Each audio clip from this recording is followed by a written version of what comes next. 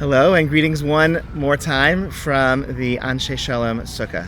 The Aruch HaShulchan wrote about the practice of eating in the Sukkah or not in the Sukkah on Shimini Atzeret, and I thought he had a really interesting perspective and I wanted to share it. The Talmud says that we do eat in the Sukkah on Shimini Atzeret because in the diaspora, because just like we have 2 days of Yom Tov in the diaspora, because in ancient times they didn't exactly know whether or not or when precisely the new moon was observed, the new month was declared, and so out of Sveika Diyoma, out of a doubt about which date it was in the Hebrew calendar, we have the practice of observing an extra day of Yom Tov, so we don't really know, is the Shemini Atzeret the 8th day since the beginning of Sukkot, in which case it's a new holiday in which there's no mitzvah to inhabit the Sukkah, or is Shemini Atzeret really the last day of Sukkot, in which case we should be eating in the Sukkah and doing the other mitzvot of Sukkot. And so the Talmud concludes that we do eat in the Sukkah on Shemini Atzeret in the diaspora, but we don't say a bracha on eating in the Sukkah, because we know, it's not actually the 7th day of Sukkot, it's the 8th day, it's its own holiday, and there's no real mitzvah to eat in the Sukkah. Aruch HaShulchan, writing in the turn of the 20th century, notes the fact that there is a common practice in Eastern Europe in turn of the 20th century to eat inside our homes and not in the Sukkah on Shemini Atzeret, and he questions that practice. It seems to be against the clear conclusion of the Talmud. It says, Hilchata, the law is, we eat in the Sukkah without a bracha on Shemini Atzeret. How could people not do that? And here you see the greatness of Aruch HaShulchan. He was the last of a traditional rabbis. This is a point that Chaim Soloveitchik wrote about 20 years ago or so in a very famous essay. That's the difference between traditional Judaism and, let's say, Orthodox Judaism that came afterwards. A traditional Jew assumes that what other Jewish people are doing all around him or her is correct. Somebody in an intact traditional culture assumes that I just absorb how to be Jewish from what everyone around me is doing, right? Classic example, right? How much matzah do I have to eat at the Seder? I know because my entire life my grandfather broke off a piece of matzah and gave it to me, and that's how I know how I should do the mitzvah. And everyone I know, their grandfather was breaking off matzah and giving it to them, and their parents and grandparents and great-grandparents were doing it, and we learn how to do mitzvah just by being in an intact traditional society. And so how do I know whether or not I sit in a sukkah on Shemini Atzeret? What does everyone else around me do? That's in an intact traditional society. That's how mitzvot work. That's how we learn how to be Jewish, and that all broke down for many of us, for many Jewish communities. And that's Chaim Soloveitchik's article, which you can read on a different occasion. The Aruch HaShulchan, very much rooted in an intact traditional society, assumes that if Jewish people are doing something, it must be correct.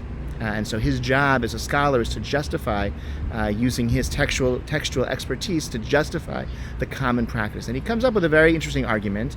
Already, the Tosafos note that we sit in the Sukkah on Shemini Atzeret, but nobody suggests that we would take lulav and etrog on Shemini Atzeret. If you really had doubt as to which day it was, why don't we do all the mitzvot of Sukkot for one more day just in case? And he says, well, taking lulav and etrog, that runs afoul of it would run afoul of Baal Tosif. It would seem to be like adding an extra mitzvah, or adding the mitzvah to an extending the duration of the mitzvah to when it doesn't really belong. Lulav and etrog is muktzah. When it comes to sitting in the sukkah, that's a normal thing to do, even were it not something that one did for the mitzvah. It's very pleasant to sit in the sukkah. Many people have meals, could have a meal, an outdoor meal al fresco, even were it not a mitzvah obligation to do so. And so by extending the mitzvah to live, or the practice of sitting in a sukkah for one extra day, we're not confusing matters. We're not demonstrating that we're adding to the mitzvot of the Torah, because there are all sorts of reasons why somebody might eat outside. And Aruch HaShulchan says, well, that's not true in Northern Europe and Eastern Europe, where it's often very, very cold and unpleasant to be in the sukkah at Sukkot time. Maybe that was true in Babylonia, where the Talmud was created, or Eretz Yisrael, where the mitzvot were first observed. But in Novordik, in Eastern Europe, it's usually quite cold on Sukkot. Actually, it's really too cold to enjoy being in the sukkah. Maybe we should exempt ourselves, but then we'd miss the mitzvah altogether. So we kind of force ourselves, for the sake of the mitzvah, to go out into the sukkah on the holiday because it's really cold. But if we were to do that for even one extra day, it would demonstrate that we were acting as though we had to be in the sukkah for this extra day, and that would run afoul of this biblical prohibition of Baal Tosif, of adding to the mitzvot of the Torah. And so in this way, Aruch HaShulchan justifies the practice, the common practice of not eating in the Sukkah on Shmini Atzeret, or maybe eating just Kiddush in the Sukkah and not the rest of the meal, or maybe not the nighttime meal, but just the daytime meal. All of these strange practices that don't seem to be justified by the Talmud, the Aruch HaShulchan finds the justification for it based on the fact that in Eastern Europe it's usually too cold to really enjoy outdoor eating at Sukkot time. There's one other justification which he doesn't offer, and this is offered by one German Rishon, hundreds of years earlier, who notes that when the Talmud concludes Hilchata, the law is we eat in the Sukkah without a bracha on Shmini Atzeret,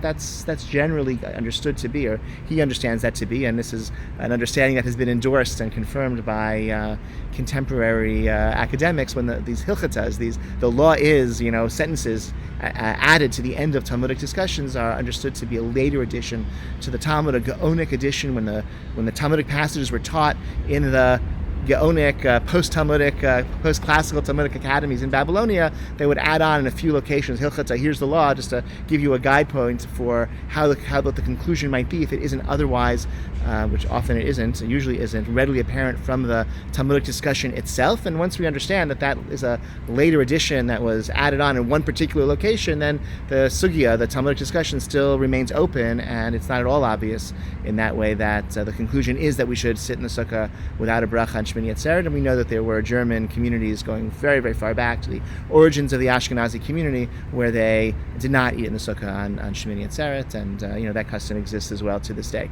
Even though I'd say the default should be in the Sukkah on Shmini Atzeret, definitely the default, but if your custom is not to, I think there is Yesh Al Mi L'Smoch. There are many, many great Jewish communities, pious Jewish communities that had that practice as well, and the Aruch HaShulchan comes to their defense. Wish you all a Chag Sameach.